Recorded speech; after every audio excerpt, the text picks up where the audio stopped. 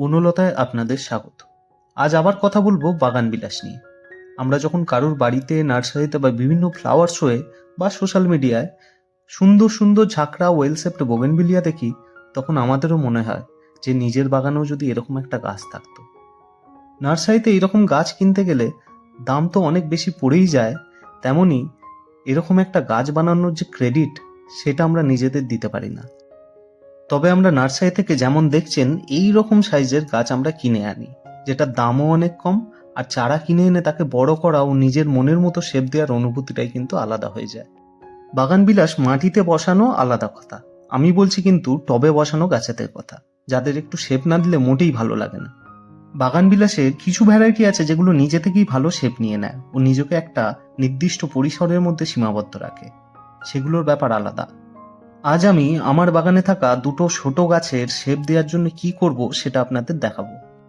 এগুলো কিন্তু একদম ছোট চারা, আর ছোট চারাকে কিন্তু অনেক বুঝে শুনে কাটতে হয়। ভিডিওটা তাই শেষ পর্যন্ত দেখুন, এবং চ্যানেলটা এখনো সাবস্ক্রাইব না করে থাকলে অবশ্যই সাবস্ক্রাইব করুন। যে দুটি চারা আপনারা দেখতে পাচ্ছেন তার মধ্যে একটির আইডি হলো ইম্পেরিয়াল থাই ডিলাইট আর অন্যটি হলো গোল্ডেন রাও। এগুলো আমার বাগানে শেষ 3 মাস ধরে আছে। শীতে এদের ডরমেন্সি পিরিয়ড চলছিল, তাই গ্রোথ খুব কম হয়েছে। তবে এখন গরমের হাওয়া আসতে শুরু করেছে, চারা দুটো শীতঘুম ছেড়ে গ্রোথ নেওয়া শুরু করেছে, ফুলও দিচ্ছে বেশ কিছুদিন ধরে। প্রথমে দেখাই এই থাই ইম্পেরিয়াল ডিলাইটটিকে। এটি তার আকারের তুলনায় ফুল অনেক বেশি দিচ্ছে।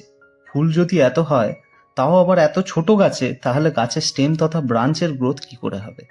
এই ফুলগুলিকে একদম নিচ থেকে, অর্থাৎ যেখানে ফুলের ডাঁটি আছে সেখান থেকে একটা একটা করে কিন্তু কেটে দিতে হবে। কষ্ট হলেও কিন্তু প্রত্যেকটা ফুল কেটে দিতে হবে।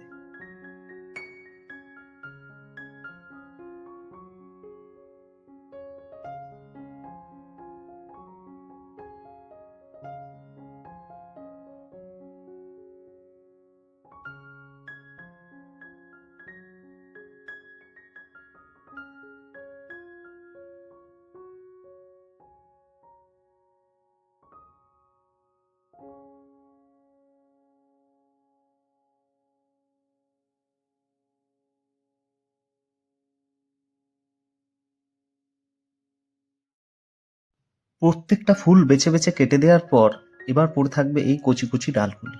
এগুলোর ডগগুলো কেটে দিলে কিন্তু ভালো হতো।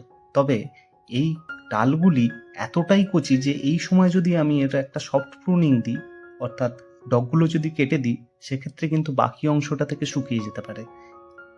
এবার এই গোল্ডেন রাওয়ের কি করা যায় দেখা যাক। এনার ট্রিটমেন্ট কিন্তু একটু আলাদা। ফুলগুলো কিন্তু আগেরটার মতোই কেটে ফেলবো একটা একটা করে।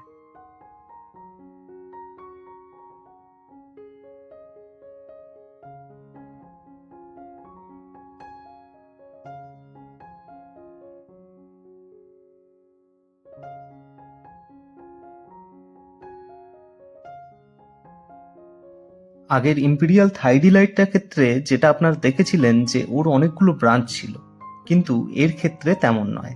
এটা কেবলমাত্র শাহরুখ খানের মতো দুদিকে তার বাহু প্রসারিত করেই চলেছে। আর ইনি যেহেতু শাহরুখ খান নয়, তাই তার বাহুর প্রসারণ আর হতে দেবো না। জাস্ট ডগা থেকে 2 কি 3টে পাতা বাদ দিয়ে কেটে দেবো।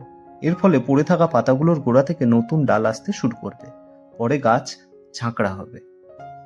এরকম ছোট ছোট গাছের জন্য কিন্তু এটুকু করলেই হবে। অনেকে তো আবার নার্সারি থেকে কিনে এনেই ডগাগুলো ছেঁটে দেন।